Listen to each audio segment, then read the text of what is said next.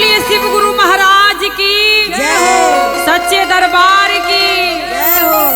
महादेव के दरबार में हाजिरी लगाना है, क्योंकि यही चीज साथ में जाएगा, बाकी सब मोह माया के जाल बा।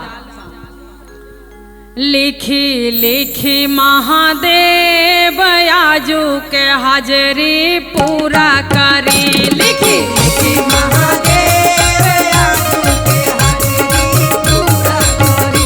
लिखी लिखी महादेव आजू के हाजिरी पूरा करी। लिखी लिखी महादेव आजू के हाजिरी पूरा करी।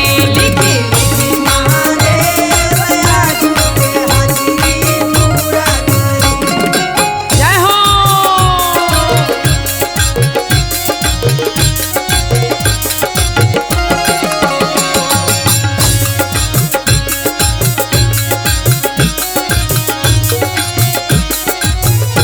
लिखी लिखी महादेव आजू के हाजिरी पूरा करी। लिखी लिखी महादेव आजू के हाजिरी पूरा करी। नैहर के लिखी ससुरबो के लिखी, ससुरों के लिखी ससुरों के लिखी।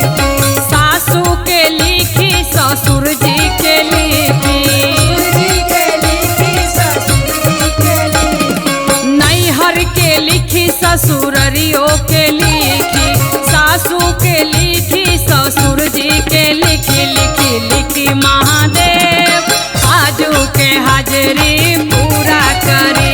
लिखी लिखी महादेव आजू के हाजिरी पूरा करी। जय हो। जय हो।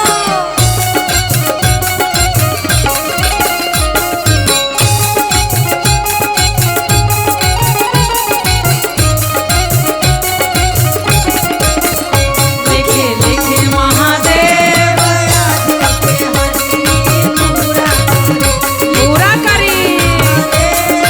आजू के हाजिरी पूरा करी। भैया के लिखी भतीजवा के लिखी, भतीजवा के लिखी भतीजवा के लिखी। स्वामी के लिखी हो बेटवा के लिखी, बेटवा के लिखी हो बेटवा के लिखी। भैया के लिखी भतीजवा के लिखी, स्वामी के लिखी मोरा बेटवा के लिखी। लिखी लिखी महादेव आजू के हाजिरी